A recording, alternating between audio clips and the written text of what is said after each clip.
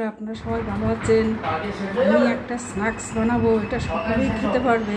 আর বিশেষ করে এই রমজান মাসে ইফতাহারেও এটা খাওয়ার উপযোগী।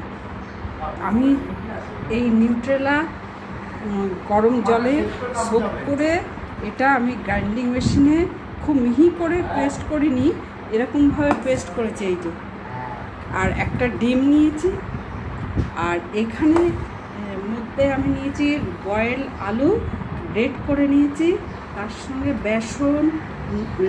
বেসন, মিষ্টি, হলুদ, নুন, এই আস্ত কয়েকটা মশলা দিয়েছি, কালো জিরে আর গোটা জিরে, আর এখানে আছে জিরে, ধনে, আর এখানে আছে পেঁয়াজ, আর এখানে আছে ব্রেড ক্রাম্ব।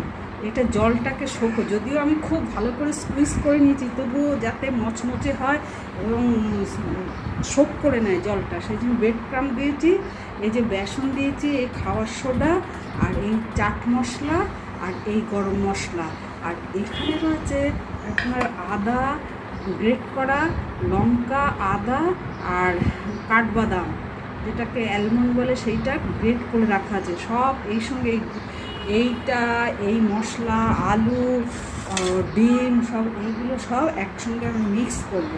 তারপরে এইটাকে অয়েল মাখিয়ে রেখেছি, এটাকে দিয়ে আমি স্টিমে এটাকে জমাবো। এই যে রাইস কুকারে আমি স্টিম করতে দিয়েছি জল, এই যে এতে আমি বসাবো। এইটাই করে বসিয়ে দিলাম এটা জমার জন্য। তারপরে আমি ফ্রাই করব। ওপর থেকে তিল ছড়িয়ে দিয়েছিলাম, এবার নামাবো। এটা ঠান্ডা না হলে এটা পিস করতে পারছি না।